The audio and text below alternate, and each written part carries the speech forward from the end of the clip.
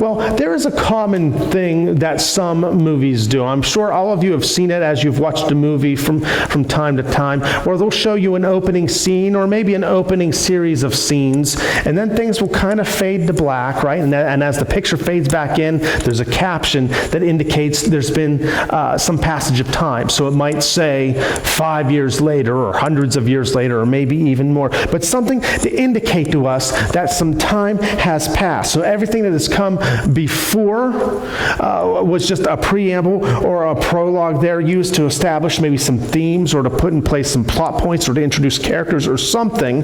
But you know that however much long has passed, now they're telling you this is the story you're actually all here to see. Movies do that from time to time, and I bring that up today because that's kind of how Matthew writes his gospel. Matthew gives us a little bit of a preamble or a prologue in chapters 1 and 2, where we've been recently in the scriptures. We see in chapters 1 and 2 the introduction of Mary and Joseph by way of introducing Jesus as a baby. Right? And we see some of the things that happen around his birth that kind of set the tone and put in motion some of the themes for Matthew's gospel. But as chapter 2 goes into chapter 3, there's kind of a fade to black.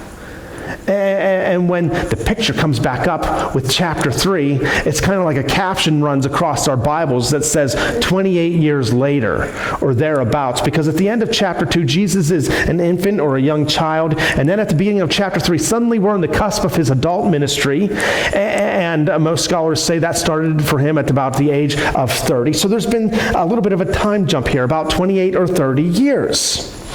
So it fades to black and then it fades back in. Now Matthew does give us a few details to fill in the intervening years at the very end of Matthew chapter 2. And those of you who were able to be here last week, we kind of looked at those a little bit. But at the end of Matthew chapter 2, we see Mary and Joseph. They have taken the Christ child and they have fled to Egypt to escape the evil King Herod, who was trying to kill the child. And they stayed in Egypt until Herod died, at which point God told Joseph, all right, it's okay to head back to the land of Israel. And so they do. But because there's still some level of danger there, they don't return to Bethlehem, which is so close to the capital city of Jerusalem, where everything was going on. But they instead go to Nazareth in rural Galilee, which, if you're paying attention, that's where Joseph and Mary started at the beginning of all this stuff. So we've kind of come full circle here. So thanks to that information at the end of Matthew chapter 2, and some tidbits we kind of glean really from Luke's gospel, we can guess that that's where Jesus grew up, in Nazareth, and that's where he spent his early adult years, in Nazareth. So that's the end of chapter 2, fade to black. And now the picture comes back up in chapter 3, and we begin the story we're all here for, the story of Jesus' ministry and his time on this earth. And Matthew begins the story not by introducing us to adult Jesus. Don't worry, he'll be along before the chapter's end.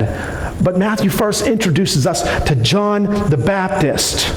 Now, don't get John the Baptist confused with the Apostle John, who was one of the 12 and who wrote the Gospel of John and the book of Revelation and some other things. This is a different guy. This is John the Baptist. And it's his first appearance here in Matthew chapter 3. It's his first appearance in Matthew's Gospel. But thanks to Luke, when Luke was writing his gospel, we've already seen John the Baptist earlier in the timeline. So now we go from fading in and out. Now let's do a flashback, right? We're flashing back to Luke chapter 1. Where, Mary, Mary, the mother of Jesus, the angel appears to her and says, Mary, you're going to have a baby. He's going to be the Messiah. But the angel tells her, here's the way you're going to know I'm telling you the truth. Your relative Elizabeth, you know how she's been unable to conceive? She's been unable to have a baby? Oh, Mary, you're going to find out she's 6 months pregnant here. So after this visitation from the angel, Mary goes to visit Elizabeth and Elizabeth's husband, Zechariah. And sure enough, Elizabeth is pregnant, and so here it is. Wow. And so several months ahead of Mary, Elizabeth gives birth to a son, and they name him John. Yeah, very good. John, about whom an angel prophesies will go ahead of the Lord to prepare the people and make them ready. John, about whom his father Zechariah prophesied at his birth, will give people knowledge of salvation through the forgiveness of their sins. Now notice the prophecy isn't that John will give people salvation, No, it says John will give them knowledge of salvation. That's what this child is prophesied to do. So, thanks to Luke, we get the birth of John the Baptist. We kind of know a little bit about him. He's a relative of Jesus' cousin or something. We're not exactly sure, but he's a relative. And so, when we get him here in Matthew chapter 3, we kind of know who he is. We know a little bit about him. So flash forward 30 years later, here is adult John, and Matthew introduces him, and right away, as we're reading Matthew's description of John the Baptist, we recognize that John was a little weird, right? I mean, he's weird. You know, you read this description here, and he's making decisions that are a little bit different, and we see here, and we're like, I don't know if I'd really want to hang out with that guy, right? He's weird. I mean, look at his wardrobe, right? Matthew writes, John's clothes were made of camel's hair, and he had a leather belt around his waist. Now, most people didn't wear camel's hair garments most of the time. This was a strange thing, and John, he's not the most fashionable guy, right? He's just got this camel's hair robe. At least he's got this belt to kind of tie it all together, right? He's just trying a little bit, but this is a weird wardrobe choice, even for back then. But I will point out that we are told in the Old Testament this is the same wardrobe that was worn by the prophet Elijah. And in fact, this had come to be known in that culture as the prophet's robe. So even though this is a weird wardrobe choice, perhaps it's John communicating something. Maybe John saying, yeah, if you let me, I will be like Elijah to you. Maybe he's communicating to people, yes, I am a prophet. I do speak to the people on God's behalf. Well, you know, this guy wearing camel's hair garment with a belt, it's still weird. And did you catch his diet? Matthew writes his diet, his food was locusts and wild honey. I got one word for this diet. Gross, right? Gross. I can't even imagine. Now, this was a diet that some people in that, it was a diet some people ate. It was mostly poor people because you couldn't afford to go buy honey. You went and got wild honey. Locusts were there. But I mean, to get wild honey, what do you got to do? You got to find a wild beehive, maybe in a cave or in the ground or in a tree somewhere, and you have to get stung, getting close enough, and maybe then you have smoke that, you know, that calms down the hive enough so that you're not completely swarmed and you can get in there and harvest out the honey. But you don't have money to get it elsewhere, so that's what you got to do. And so he's eating wild honey, and he's eating locusts, and it's just disgusting. And for years, you know, when you grow up in church, you learn about John the Baptist at an early age. I think my earliest age learning about John the Baptist was in my kindergarten Sunday school class. And we always tell them, we always tell them what John ate, right? Because it's weird, right? And so it's memorable. And they would tell you he ate locusts. And you always just picture John the Baptist just walking along, right? And here's a tree and here's a branch. He just plucks a locust off and he just downs it, and he feels it wriggle the whole way down there, right? And like, delicious. Well, actually, locusts can be prepared as food, actually. And even today, they still are sometimes. Sometimes they are pounded and then mixed with flour and water to make cakes. Now, you all know about the cake, right? I don't want this cake, folks. But other times, they're boiled and roasted and then stewed in butter to be eaten. Butter's a huge thing in my family. I don't care how much butter you put in those things. I don't want to be eating them. It's just gross. It's weird, right? And then look at John's behavior. He's like, all right, I'm going to be a preacher. So where does he set up his pulpit? In the middle of the desert. I mean, this is strange. It's just weird. And, you know, people, I got to tell you, if you want people to hear your message, you know, we're in this media savvy culture, right? We know how to get messages out there, right? If you want people to hear your message, you want them to flock to hear your message, you don't go start preaching in the middle of a desert. This would be like me saying, hey, sorry, East Brady Baptist, I'm done here. I'm heading out west to some ghost town where no one lives anymore, and I start preaching. And I wonder why no one shows up Sunday morning. I mean, this is just nonsensical, weird behavior. But maybe in this behavior, John is also, again, communicating something. Maybe he's communicating that his message isn't for everyone. His message isn't for the masses gathered in towns and cities. His message is for individuals who actually want to hear it. And so it's for people who are actually willing to make the journey to the wilderness to hear it. But it's still just weird. And if that's all not weird enough, take a look at John's calling. Now, God puts a calling on the life of every single person. Oftentimes in the church, we talk about pastors receiving the call or getting a calling, and we do. We are called to full-time ministry or professional ministry, but God has a calling on everyone's life, okay? A purpose, a reason for living, something God desires for you to accomplish in and for his kingdom. John's calling, his purpose and work is to be, are you ready for this? A voice. Right? He's a voice. Can you imagine you meet John the Baptist and you ask him, hey, John, what do you do for a living? Because that's how we define people, for better or worse. That's what we do. What do you do for a living, John? He says, oh, me, I'm a voice. And your response is, okay, I'm going to talk to this guy now, okay? We're done here. It's just weird. But get this, all 4 gospel writers identified John as a voice by using a passage out of Isaiah chapter 40 that Matthew actually quotes here in verse 3. He quotes Isaiah chapter 40, verse 3, where he says, a voice of one calling in the desert, prepare the way for the Lord, make straight paths for him. John is to be the voice that goes ahead of the Lord, goes ahead of Messiah to prepare the way for him. You see, in those days, like today, there were roads and people would travel on them. They didn't have vehicles, so they would either walk or they would have some sort of animal that they were riding. But unlike today, they didn't have people like PennDOT, for good or bad, however you feel about them, but they didn't have PennDOT there to pave the roads, fix the roads, make sure nothing was on the roads. So things would happen.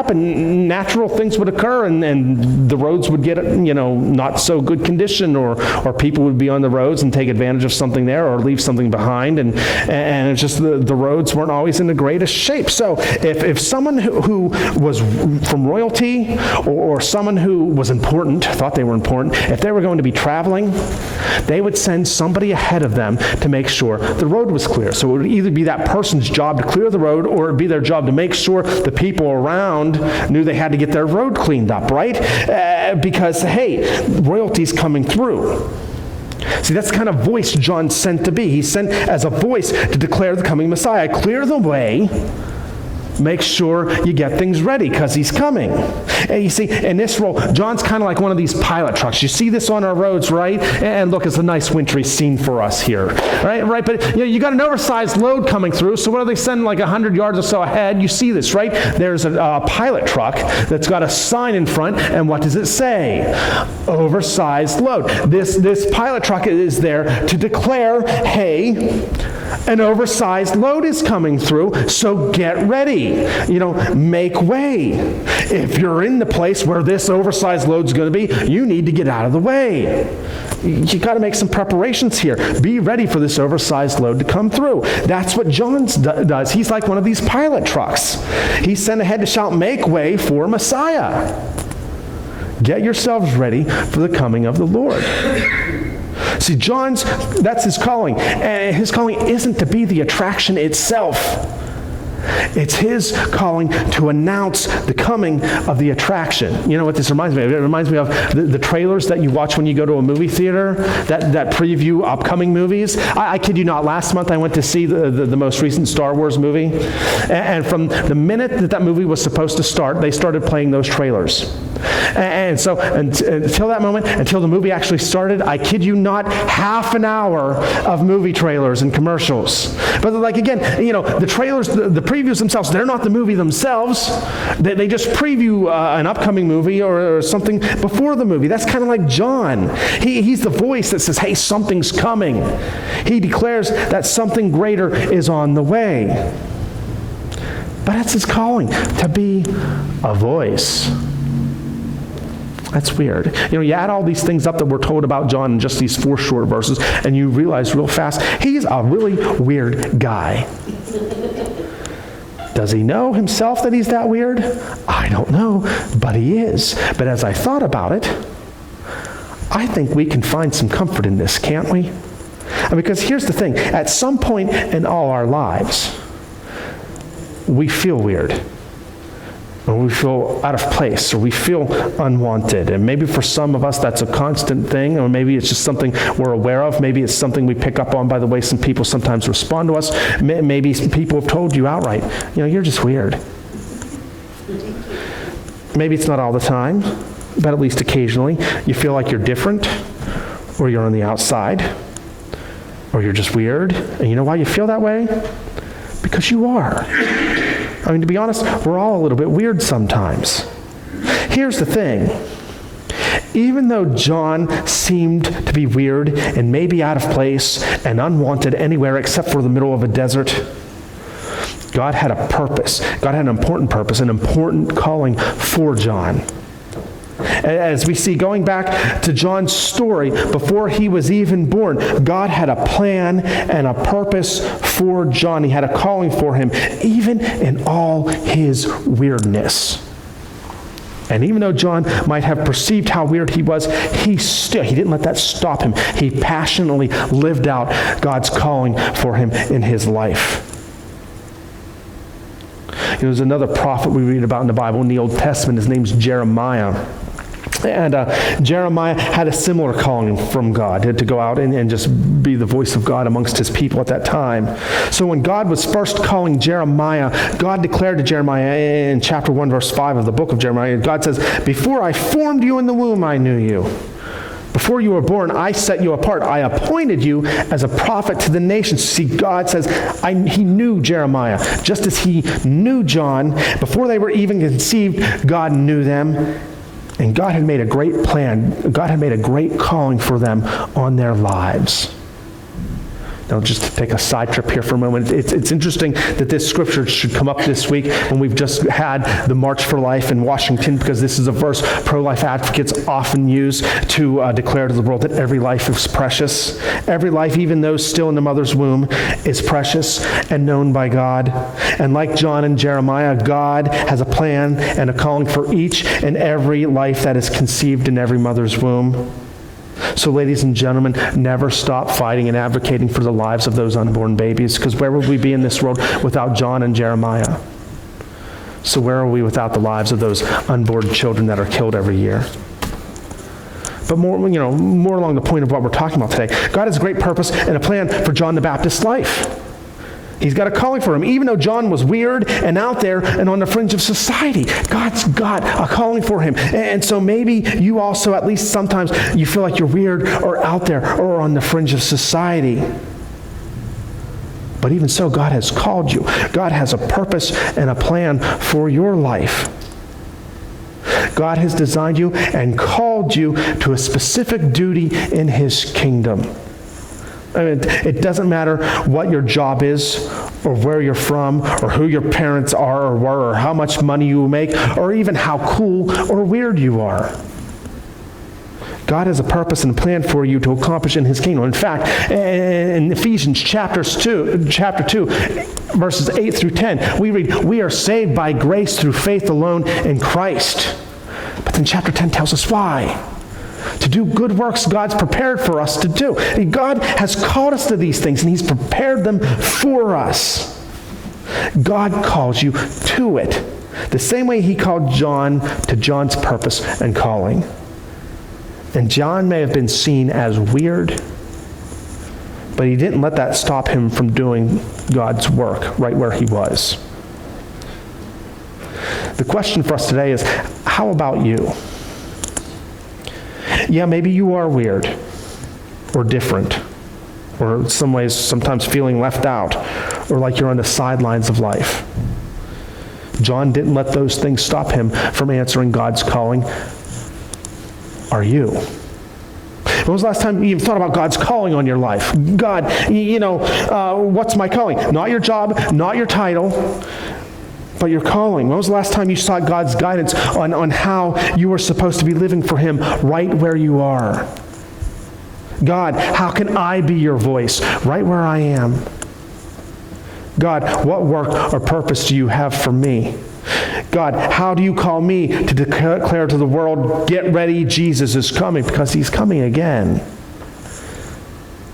That may seem weird to the rest of the world. It may seem weird to the rest of the world that those are the questions we ask that we're concerned by. It might seem weird to the rest of the world when we ask God those questions, and through his Holy Spirit, he starts to prompt us with answers, and we start going after those things. It's weird to the rest of the world when we go after God's stuff instead of our own stuff, right? But that's why God has put you here, to seek him and to serve him in whatever place he has you. It might mean that you are sidelined, or that you're looked at funny, or that you're bypassed, or forgotten by some, or called weird. But are you going to be like John and do it anyway?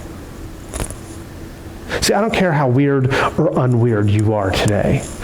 God's got a plan and a purpose and a calling for your life. Are you living it out? And not just are you living it out, but are you really going for it with everything? Because you look at John, and the reason he was weird is because he was all in. He was all in for the things of Jesus. It doesn't matter how weird or unweird you start out as. When you are all in for God's purpose and calling in your life, the world's going to think you're weird. We may not necessarily like that or welcome that, but it's a good thing, because it means we're all in for Jesus. In fact, if people don't think you're weird for Jesus, at least sometimes, you're probably doing it wrong. Now, don't go out being weird for the sake of being weird and saying, my pastor said I'm supposed to be weird. Because Christians, we get in our own little Christian bubble sometimes, and we're just weird, right? We're weird in ways that we don't need to be, in order to answer God's calling. So just be weird to be weird. But go after God's things, and that'll seem weird to the rest of the world. Be willing and open to doing things for Jesus that the rest of the world is going to think is weird, so you can answer God's calling in your life. And just maybe today, like John, maybe it's time you get a little bit weird for Jesus. Let's pray.